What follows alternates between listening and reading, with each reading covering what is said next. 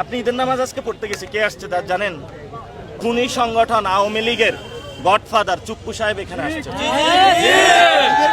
মুসল্লিরা প্রতিবাদ করেছে, আমরা সরকারকে দ্রুত জানাবো যে ৯/৬ না করে চুপ্পুর অভিশংসন জরুরি, চুপ্পুকে বাদ দিতেই হবে, সরকারের কোনো অপশন নেই। যদি এটা না বাদ দেয় ভালোই, তাহলে তো আমরা আন্দোলনে যেতেই হবে।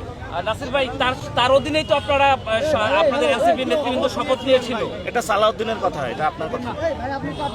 সালাউদ্দিনের এই কথা তো সমস্যা আগেই বলেছিলাম, শিলং ফেরত থেকে বাংলাদেশের কথা। কারণ ওই সময় স্পিকার ছিল না, যেই জন্য হলো যদি চুপ্পু চলে যেতে হতো তাহলে স্পিকার ওই সময় ক্ষমতাটা গ্রহণের ওই সুযোগটা তখন ছিল না। আর আপনি ৫ তারিখে বিএনপি কি ক্যান্টনমেন্টে যায় নাই? গিয়েছে তো, কেন গিয়েছে? বিপ্লবী সরকার হলে কেন ৫ তারিখে ক্যান্টনমেন্টে গিয়েছে? বিএনপি ৫ তারিখে ক্যান্টনমেন্টে যাওয়ার কারণেই তো বিপ্লবী সরকার গঠন হয় নাই। তো এগুলা কি জানে না নাকি? ওই সময় কি সালাউদ্দিন দেশে ছিল?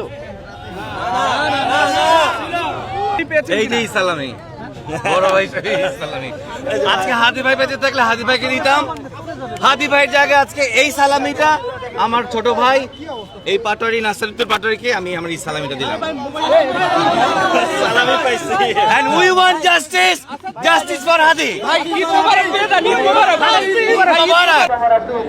إمام الخير وفاعل الخير ورسول الرحمة